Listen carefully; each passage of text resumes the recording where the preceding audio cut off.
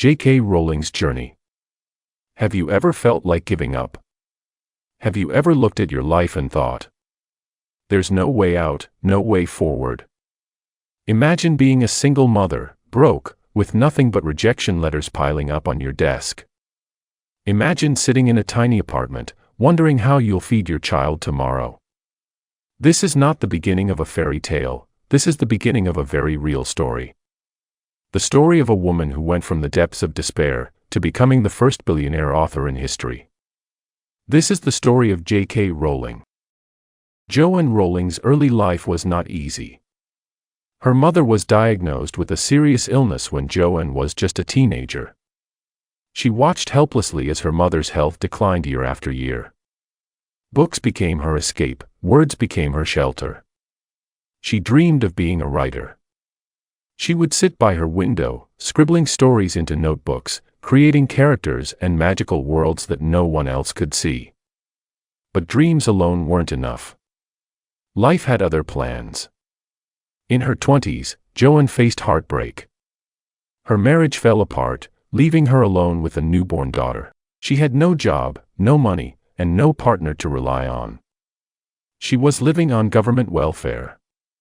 The world saw her as a failure. But here's what's powerful: Rowling didn't stop dreaming. Even when everything around her screamed, quit, she refused to let her story end there. Picture this: a young mother sitting in a cold cafe, her baby sleeping in a stroller beside her.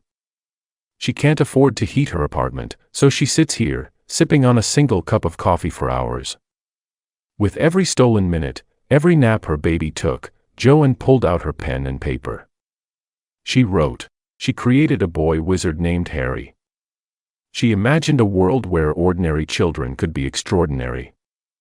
Rowling once said, "Rock bottom became the solid foundation on which I rebuilt my life," and it was in those rock bottom moments, in those cafes where loneliness whispered and hunger knocked, that Harry Potter was born. But her struggles weren't over. Not even close. Because when she finally finished her manuscript and dared to dream again, the world slammed the door in her face. Publishers after publishers said no. 12 different publishers rejected her story. Some called it too long. Others said children wouldn't care about a book this big. But rejection did not break her. It fueled her. After 12 heartbreaking rejections, there was silence. Joanne had almost convinced herself it was hopeless. But then, one small publishing house called Bloomsbury decided to take a chance. The editor loved the story, but it wasn't just him. His 8-year-old daughter read the first chapter and begged to read more. That little girl's excitement tipped the scales. Bloomsbury agreed to publish Harry Potter and the Philosopher's Stone. They gave Joanne a tiny advance, barely enough to pay her bills, but it was enough to keep hope alive. She wasn't just holding a manuscript anymore, she was holding a dream that had survived rejection, poverty, and despair. When the first book hit the shelves in 1997, no one knew what was about to happen. Children who rarely picked up books suddenly couldn't put this one down. Libraries filled with waiting lists. Bookstores ran out of copies. Harry Potter became more than a book. It became a movement. A story that brought magic into the lives of millions. And Joanne. She went from welfare checks to world stages. From eating cold dinners in a tiny flat, to signing books in front of thousands of cheering fans. But here's the lesson: success didn't erase her pain. It didn't magically erase her struggles. Instead, it gave meaning to them. Every rejection, every cold night in the cafe, every tear she shed, became fuel for the story that would inspire generations. J.K. Rowling's journey teaches us that failure is not the end. It's the beginning of strength. Rejection is not a wall. It's a test to see how badly you want it. Rock bottom is not your grave. It can be your foundation. Rowling herself said, "It is impossible to live without failing at something, unless you live so cautiously that you might as well not have lived at all." Her story reminds us that the world may tell you no 1,000 times, but you only need one yes. But there's more. Rowling's story isn't just about wealth or fame. It's about using your pain to create light for others. And that is where her true magic lies. The Harry Potter series didn't just sell books. It created a universe that touched lives across the globe. It taught children about courage, about friendship, about standing up to darkness even when you feel small. Rowling became one of the wealthiest authors in history. But instead of hoarding her fortune, she gave much of it away. She became one of the most generous philanthropists in the world. And perhaps that is the final twist in her story.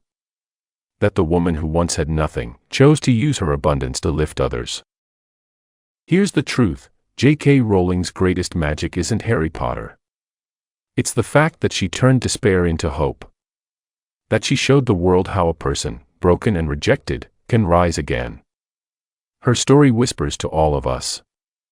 Don't quit when you're at your lowest. Don't believe the voice that says you're not enough. Don't let rejection define your destiny. Because sometimes, what feels like the end is actually the beginning of something extraordinary. So let me ask you this: what's your story? Where are you right now? Maybe you're struggling with rejection.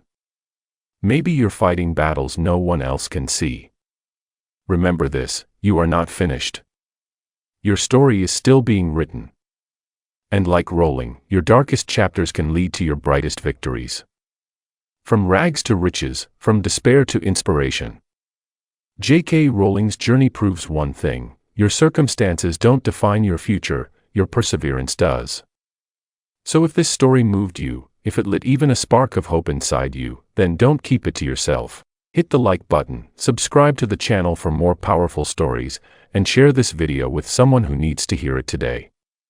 Because stories like these are not just meant to be told, they're meant to be shared. Here we learn, aspire, master, reflect, and evolve together.